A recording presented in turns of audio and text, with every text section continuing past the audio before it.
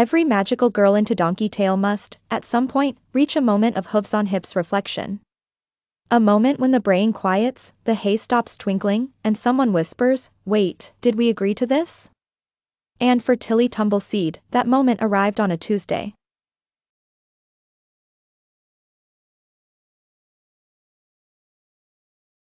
The sun had risen in stripes, the clouds wore matching bow ties, and breakfast oats were singing barbershop harmonies, a very normal day at Muleberry Hollow.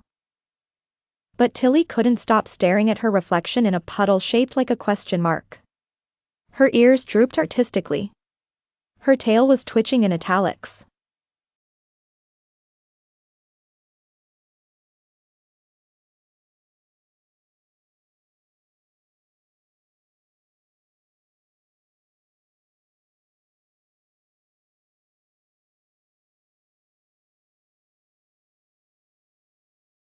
"Maybe," she muttered, "I don't only want to be the best brayer in the barn. Maybe I'd like a choice about being fuzzy." That night, by the light of a mischievous moon, she snuck into the spell shed.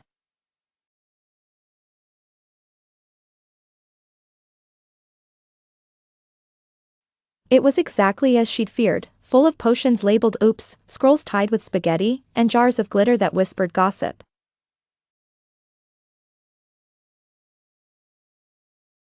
But in the far corner, glowing with ancient mischief, she found it, the reversible donkeyfication draft, sealed with wax and wrapped in hay-scented ribbon. Her heart galloped.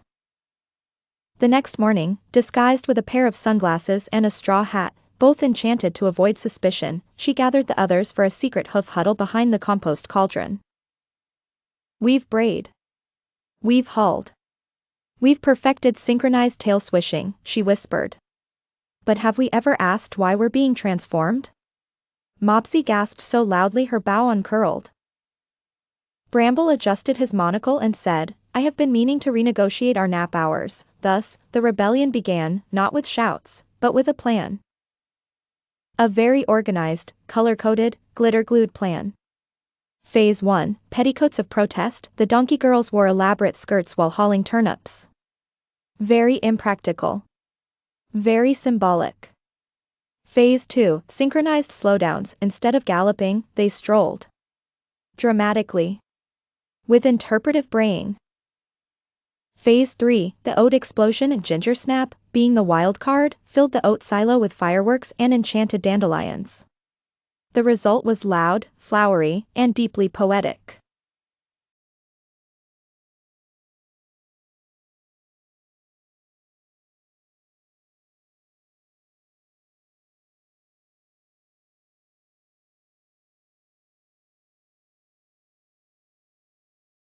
By sunset, the donkey girls stood shoulder to shoulder, and tail to tail, outside Griselda's cottage, their hooves planted firmly, their ears at full dramatic tilt. Griselda opened her door wearing a robe made entirely of tea towels and blinked. Well, well. About time someone started a properly glittery rebellion. There was silence. "I beg your pardon?" asked Bramble, halfway through composing a sonnet about dignity. "My dear brayers," said Griselda, stepping forward and sprinkling them with celebratory confetti, "this entire enchantment was never a trap, it was a test. Only those who questioned it, who wiggled their ears and said, 'Hang on a haystack,' get to choose." The donkey girls blinked. Several tails swished in surprise. "You mean, we can stay this way or turn back?" Tilly asked. "Exactly. You passed the final phase, critical hoof thinking." The celebration that followed was legendary. Sparkleoats rained from the skies. The pond turned into a mirror ball. Even the cabbages danced the can-can. The rebellion had ended not with angry pitchforks or fire-breathing cabbages, but with cupcakes, choice, and a triumphant round of interpretive braying. Tilly Tumbleseed, now affectionately known as Tilly Tumbletail, had passed Griselda's final test. She'd dared to ask why, and had earned the right to decide. But with that freedom came a question even bigger than her fuzzy ears. What now? All across Muleberry Hollow, the donkey girls gathered in a fuzzy think circle.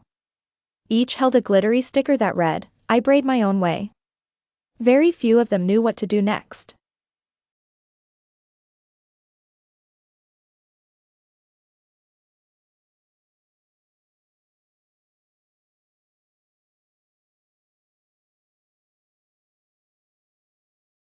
Mopsy held her daisy bough and whispered, I sort of like being able to carry an entire haystack and recite haiku.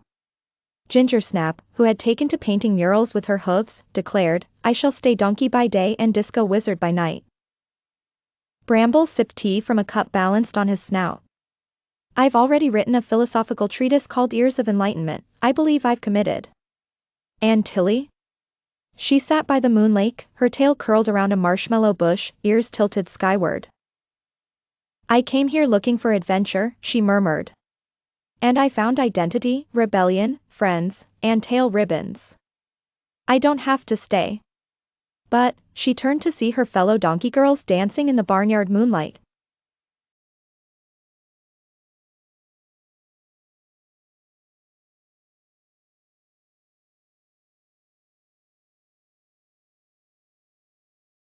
Someone had strung up fairy lights made of enchanted chestnuts. The air smelled of victory and vanilla oats. But maybe, I want to. Griselda approached from the shadows, her cloak fluttering like a mischievous curtain. No spell's as powerful as a choice freely made, she said.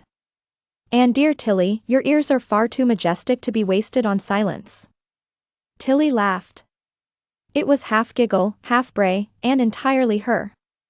With a decisive clip-clop, she trotted into the moonlight.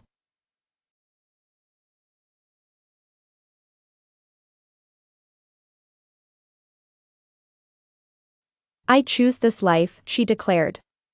I choose the bray, the bustle, the bazaar. I choose friends who bake oatcakes with their teeth and sing songs about compost. The donkey girls cheered. Gingersnap performed a celebratory backflip. Mopsy composed a limerick on the spot. And so, the hollow settled into its new rhythm. Some girls returned to their old lives, transformed in spirit if not in hoof. Others, like Tilly, stayed and thrived. They ran the farm, published donkey-themed cookbooks, hosted braycasts, and even formed a jazz hoof quartet.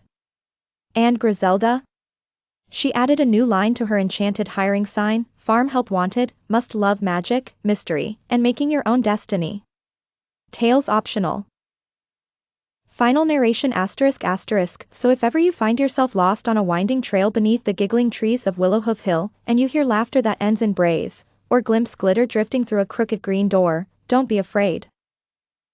Step in. Ask questions. Sip tea. And remember, sometimes the strangest paths lead to the truest parts of yourself. ***. Several seasons had passed since the Great Glitter Rebellion of Muleberry Hollow. The barn had been redecorated thrice, now featuring velvet haystacks, bray-activated lanterns, and an open mic stage shaped like a hoof print. Tilly, now proudly head of hoof operations, spent her mornings writing the Donkey Girl Almanac, her afternoons leading tail choreography workshops, and her evenings sipping teacups of peppermint thistle while listening to the stars hum lullabies.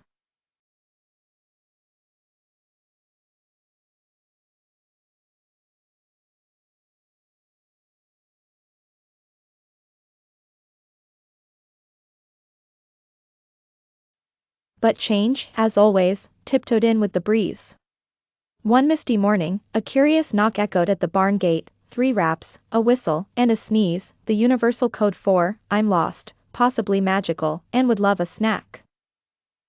Standing there, with shoes full of mushrooms and a backpack that burped occasionally, was a bewildered girl named Pip. Pip said, is this the place where you turn into something strange, find your true self, and maybe knit scarves with your ears? Tilly smiled. Her ears perked. Her tail gave a slow, knowing swirl. You're right on time, she said, pulling out a clipboard, a cup of brayberry tea, and a very tiny, enchanted bell that chimed with excitement. Behind her, the other donkey girls gathered, all at various stages of fuzziness. Bramble now wore a professor's robe. Mopsy was writing poetry on corn husks.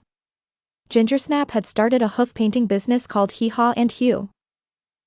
Griselda appeared, floating slightly above the ground in her enchanted wellies.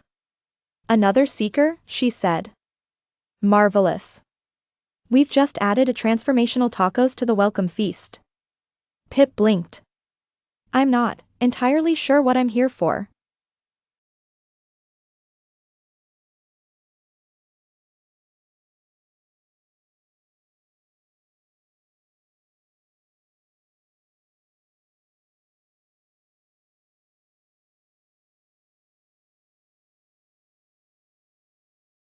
Tilly handed her a sparkly pen. Perfect. Neither were we. As Pip stepped through the barn doors, they closed behind her with a soft clomp. The sign above them glowed anew, "Welcome to Muleberry Hollow, where your path might be hoof-shaped." And high on the hill, where the wind carried laughter and the clouds wore fuzzy saddles, a new story began.